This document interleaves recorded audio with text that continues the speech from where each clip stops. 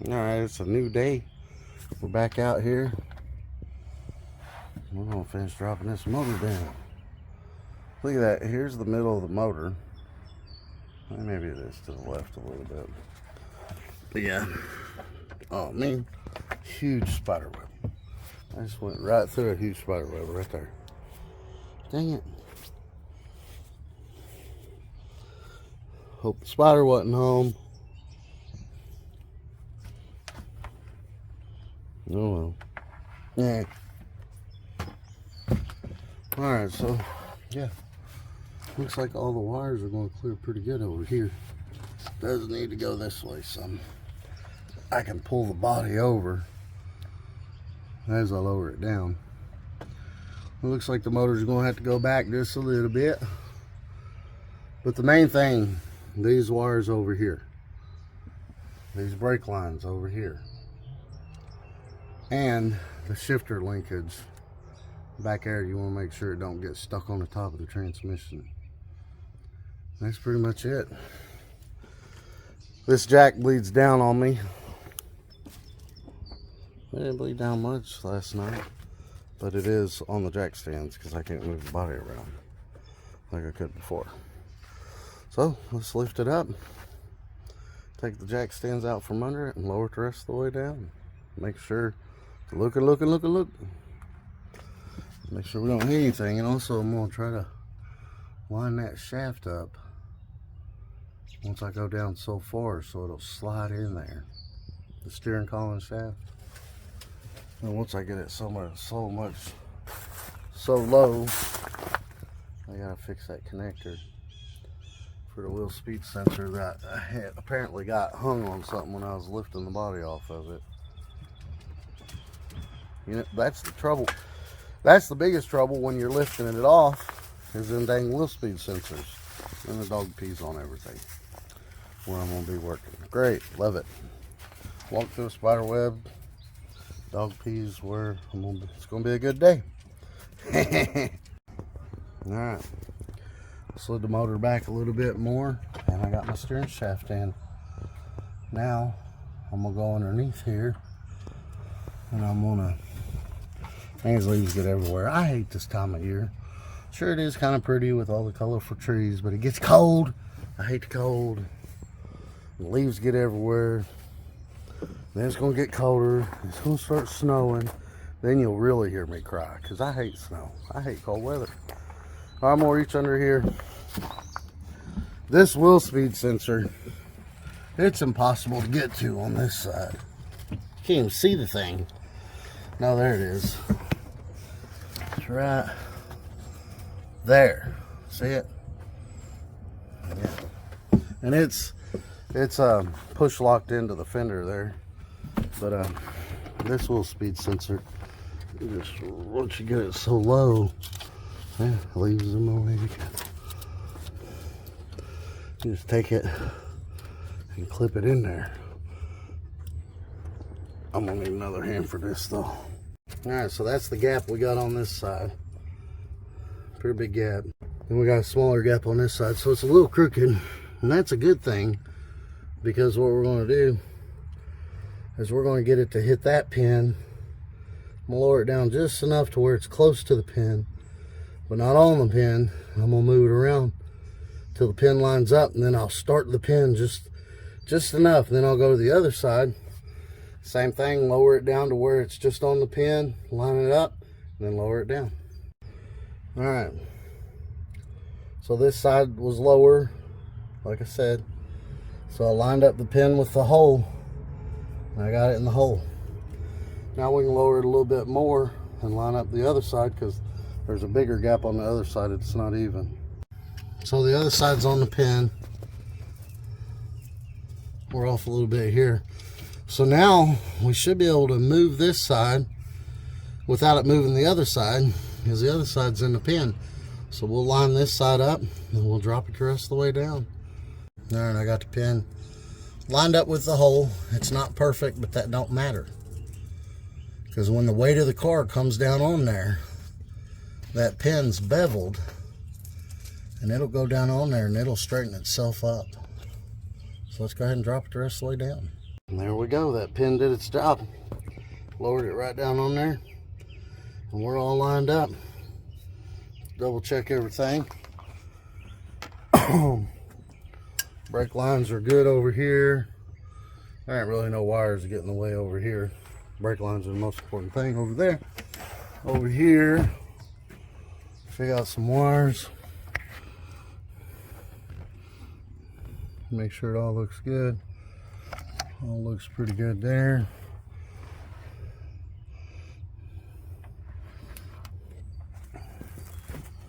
And then we're all the way down over here.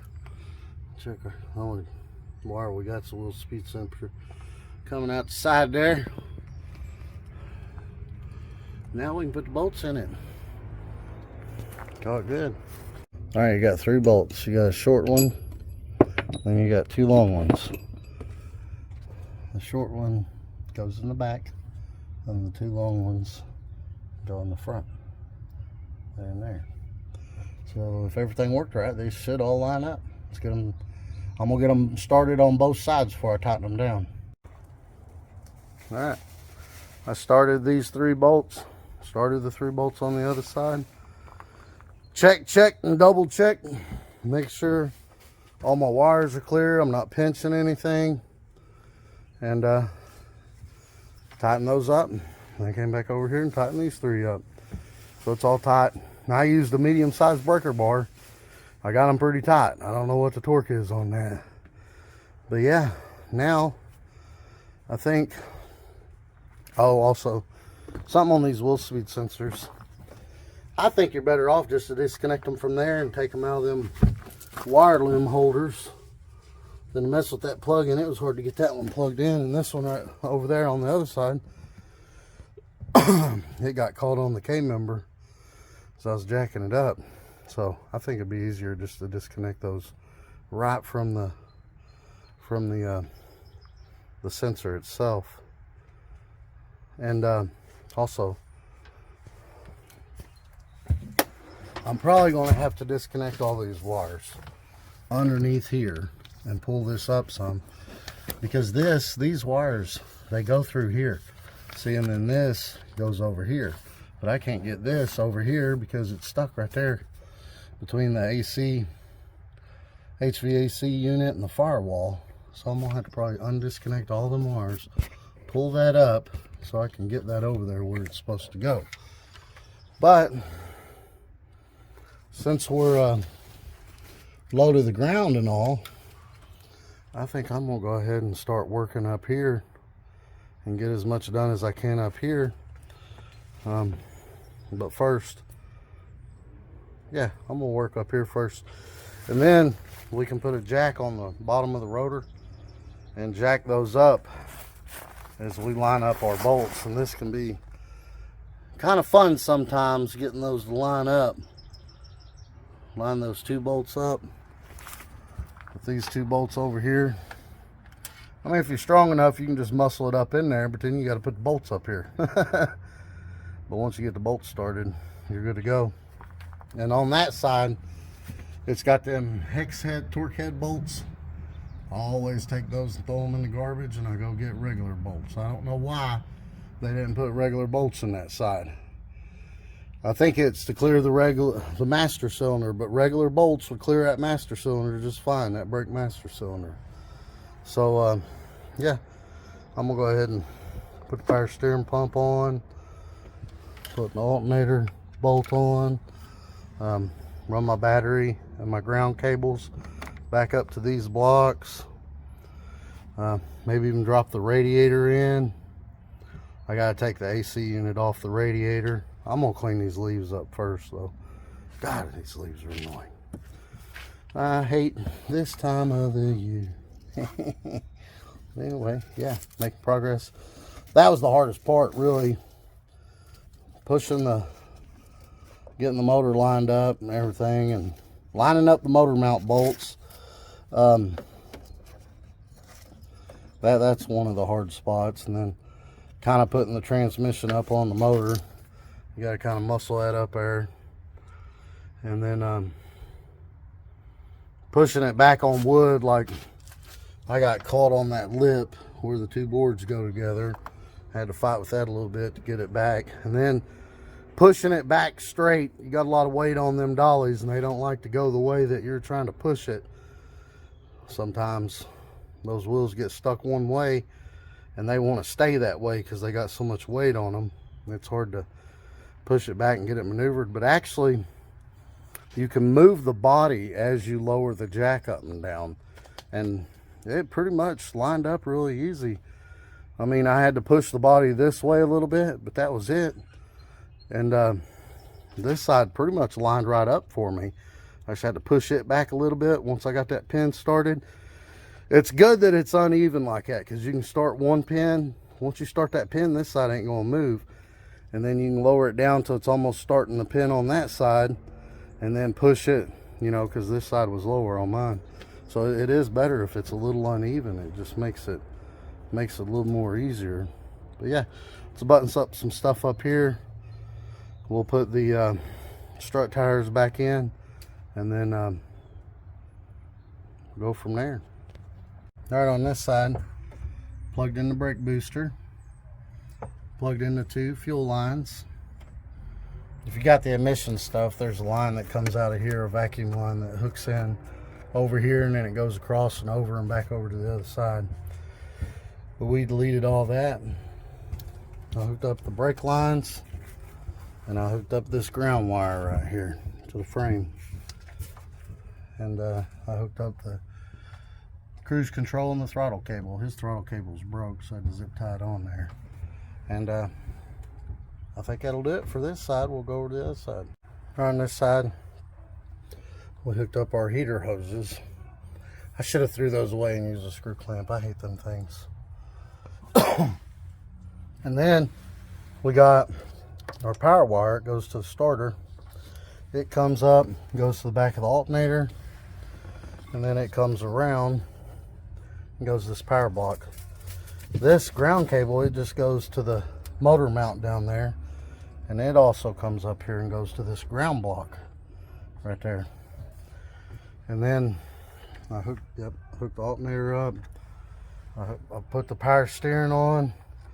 Just got like one of them push-in body things there and a bolt there. Make sure your hoses are routed to where they're not going to get on anything. Yeah, and that all looks good. Now I think I'm gonna go ahead and do the strut tires. All right, then on the strut tire bolts, just line your holes up the best you can, man. I had to shove this one in really hard because it was actually hitting. The bolt was hitting before the hole, but I shoved it real hard. Lined it up and shoved it real hard back, and it popped up in the hole. And then I just put the jack on there. Now usually it'll be too lower than the hole, and you got to put the jack on first and then jack it up, then push it back, then line the holes up and then jack it up. But that one went on real easy. I shoved it back real hard and it popped right in the hole. It was in the hole, but it wasn't high enough to put a bolt on it, so I just grabbed the front of the rotor with the jack there and jacked it up a little bit and got the bolt on it. So those are all lined up. I can go ahead and tighten those up. I'm going to get real bolts to go in here. These use nuts, and then these use bolts. Same on the other side. Now on the other side, they've got the bolts. But on this side, I guess they didn't think there was enough room to clear that master cylinder, so they put them torque heads ones in there, and they strip out real easy because these nuts and bolts, they get rusted and they're not easy to break loose. All right, do the same thing on the other side and then tighten those up. Rain delay. Son-in-law's fixing the radiator hose on the Equinox. Yeah, it started raining on me. It was hailing a little bit too. Got my tools wet. Dog's like, no, I was wanting to play fetch. Alright, I got the strut tires in. I used the bolts on this one just to show that they cleared. I don't know why they use them torque sets. I left the bolts out of that side. I put the nuts on. I have to go to the hardware store. I'm not going to do that right now. I wanted to use bolts on this side just so I could put the brake master cylinder back on. You do have to take that off to get to those 2 bolts, which sucks. It acts like it rained, and it'll rain, then it'll stop, and I'll come out here and work on it and start pouring rain again. But so what I did was I used I don't trust this very much, picking up the motor and everything, so I trust it picking up the body, but I lifted it up just enough to get it off the dolly underneath here. Once I got it off the dolly, I put the jack in there. So now the jack's holding it up. I trust that more than I do pulling up on this. When I did my motor, I had it bolted to the frames over here on each side, but I got a bunch of stuff out of my car and it freed up more room for that, so I guess I could have did that on his too. But anyway, we'll just use the jack it up, put the wheels on it, and then I'm gonna jack it up high enough to put the 2x4 wheel cradles under there. And then we got to do the zip tie everything up underneath there, put the transmission cross member in, put the transmission shifter on, make sure no wires are squeezed in between anything, put the drive shaft in. That's pretty much it for down there. And then we can set it down and it'll be done. Besides, he's waiting. He sent the computer out to get it tuned, and once he gets that back, we'll hopefully start it and bleed the coolant and all that. But yeah, I'm gonna jack it up and get it on the front end on the wheel cradles anyway, and then I'm gonna call it a day because I'm not laying in the water. Not gonna do it. Nope. All right, it's up in there and on blocks, and all the jacks are out of the way. And oh, I'm done. I ain't laying in that water. Tomorrow, if it's not raining, I'll jack the back end up, and I'm gonna put it on jack stands so I can spin the rear end, so I can put the drive shaft in easier. But yeah, drive shaft, transmission cross member. Well, transmission cross member first. Drive shaft, transmission shifter cable, and then put the exhaust on, and then just make sure no wires down there up against anything. And then the radiator and the cold air intake will go in last. Catch y'all tomorrow.